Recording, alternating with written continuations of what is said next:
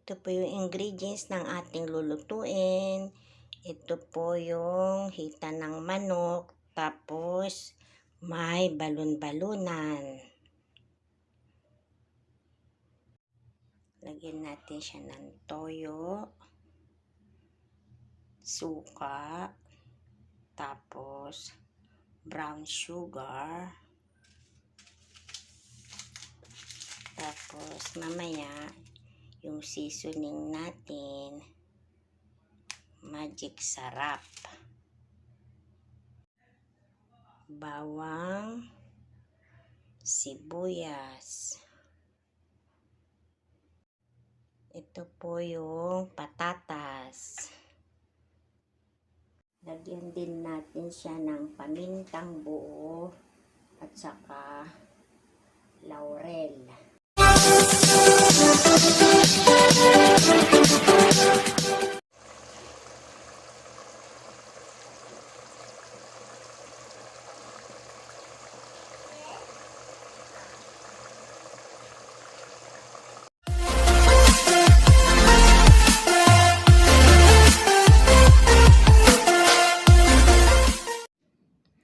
Hello po mga guys, mga kapwa nanay, mga kapwa lola.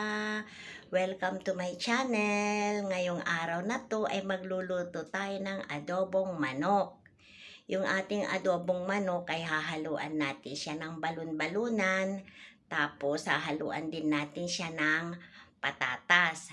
Kung bago lang po kayo sa aking channel, don't forget to subscribe and click the button para po kayo ma-notified sa aking mga susunod pang mga videos.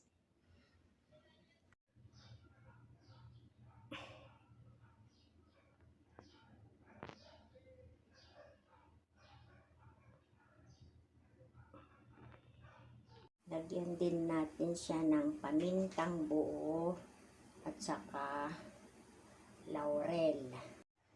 Umpisan na natin magluto. Atin munang iprito yung ating chicken. Ayan.